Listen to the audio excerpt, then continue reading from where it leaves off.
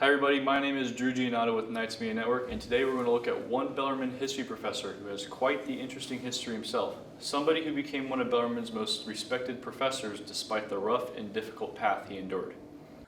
Wow. Dr. Fedja Buric is a history professor and former student here at Bellarmine. He is from the city of Mostar in Bosnia, but his family was forced to flee from their home when war broke out in the mid-1990s, eventually leading him to the United States and eventually Bellarmine. So the first part of the war from 92 to 93 was basically Serbs attacking the city. And that's when I left with only my brother and my rest of my relatives to Montenegro, because we thought the war was going to be over in a day. Well, in a week. Well, it wasn't. So we stayed in Montenegro for about 3 months. We were in 2 refugee camps in Croatia with some relatives. And then when Croats turned to the Muslims, we had to leave again. My dad actually had to hide because he was a Muslim, even though my mom was a Croat. That didn't really help. I admire him because he came from a very troubled upbringing in Yugoslavia. He was a refugee and he came to this country and he applied himself and became a top-notch scholar. Growing up in Bosnia, Dr. Buric witnessed firsthand the decline of the Yugoslav nation as a young boy.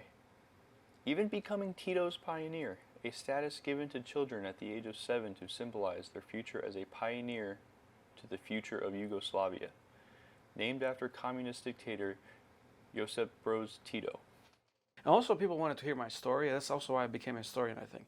Even in high school, my teacher kept asking me to revise this essay on Bosnia. It was kind of annoying. Like, okay, I wrote it like 3 times. How many more times do you want me to write? But she's like, no, keep telling this story. So I kept writing, and I became a historian. So. I mean, that's got to be tough coming from that kind of situation over to a completely different country and then having to, adapt yourself to a new life when you're coming of age. But if it's something like Nazism, you can say 1920s, right? Rounded to the decade. However, Dr. Buric's story isn't solely what got him to be one of the most recommended professors by Bellarmine students.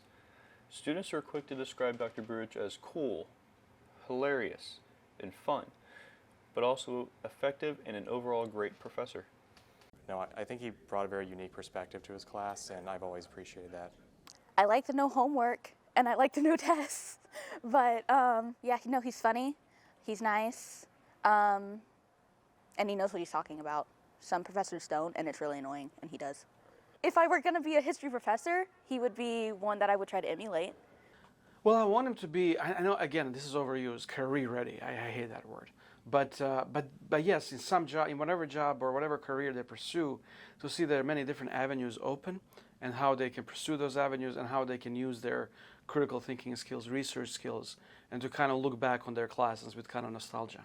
But before we do that, again, I want to kind of go over, and again, this is kind of straightforward. And while Dr. Buric may care deeply for all of his students, there is one person who he isn't quite a fan of. He does have a particular dislike for James Franco. Wow. I don't really hate him. He really outed the professor for giving him a D even though he never came to class. That's when I started. And then I heard he has a mural in Vienna, that he's an artist. It's like, no, you're not. So, and that's kind of started this kind of joke. Dr. Buric has told his story to his classes for years, building a bridge between his personal experiences and his teachings, which helps students better understand not only the hardships endured, but the acts of will and determination that many people throughout history have committed and endured through. Well, I used to think I'm going to change the world with history, but no. Now what I want him to do is basically leave my class. In my gen ed classes, I want him to leave the class just having some more general understanding of history, 20th century history. That's literally, and kind of their place in it. Dr. Buric has always been known for his kindness and willingness to help. So he ended with a little piece of advice and encouragement to help students get through their next few years at Bellarmine. Whatever they tell you, do know that your 4 years in a liberal arts school are worth it. And I know I came in as a pre-med major, and when I changed majors from pre-med biology, which I didn't like, not that biology is great, that I panicked, like what would I do? And you don't have to go to grad school to be, but enjoy it, and pursue your interests, because that's really the only time you're going to have, unless you go to grad school, where you really pursue your knowledge, so your interests. So don't let anybody else tell you otherwise. So. This has been Drew Giannato with Knights Media Network.